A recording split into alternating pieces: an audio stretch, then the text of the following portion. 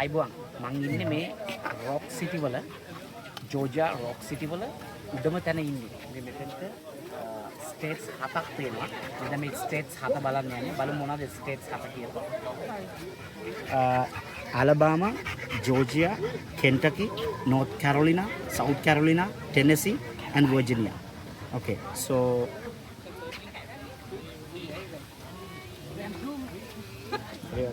අතන ලස්සන හොඳ බියුටිෆුල් වීව් එකක් තියෙනවා. මේ ස්ටේට්ස් 7ම පේන මම මේ ස්ටේට්ස් 7ම බලන් තමයි දැන් යන්න හදන්නේ. මෙන්න මේකෙන් බලන්න පුළුවන් ස්ටේට්ස් 7ම. මේ හරවලා ඕන විදිහට ඕන පැත්තකට හරවන්න පුළුවන්. හරවලා බලන්න පුළුවන් මේ 7 ස්ටේට්ස්ම බලන් තමයි යන්නේ. එහෙනම් අපි බලමු.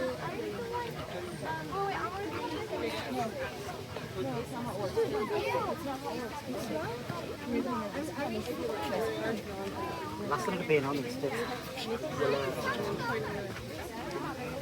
මේක දින්ද ફોකස් වෙනවා ස්ටේට් එක මොකක්ද කියන්නේ. මාර බියුටිෆුල් වීව් එකක් තමයි.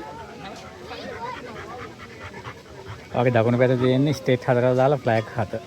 ඇමරිකන් ෆ්ලැග් එකත් එක්ක. හරි. මේ තියෙන්නේ මේ ඇමරිකන් ෆ්ලැග් එකත් එක්ක මේ තියෙන ස්ටේට්ස් 7ම තමයි මේ තියෙන්නේ. ඉතින් මාර බියුටිෆුල් ටූරිස්ට්ලා ගොඩක් වෙන තැනක් මේ ලෝකේ හැම තැනකින්ම එන තැනක්. ඉතින් මෙයා ඉන්නේ මේ මගේ මේ යාළුවා ඉන්නේ ටෙනසි වල. ඕගොල්ලන්ට ආවොත් අතරම මේ ප්‍රදේශෙ ඉන්න මෙයා අපිට විනාඩි 20යි අපි නිකන් ඉඳලා ඉන්නේ.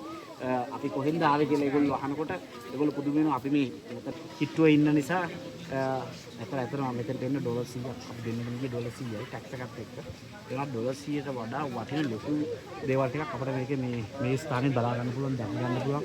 ඕගොල්ලන්ට පේන මේ පොඩි ළමයි ලස්සනට විනෝද වෙන හැටි මම යන් කතා කරන්නේ.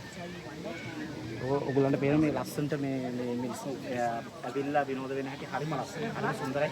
ඉතින් ස්ටේට්ස් වල කැනඩාවේ ඉන්න කවුරු හරි ඉන්නවනම් ස්ටේට්ස් වලට එන්න ට්‍රැවල් කරන්න ඇත්තටම $500ක් අච්චන්නේ මේ බැංගෝ එයාපෝට් එකේ ඉඳලා මෙතන මේ වගේ තැනකට ෆ්ලයි කරා මේ ඇවිල්ලා මේ වගේ දේවල් බලා ගන්න.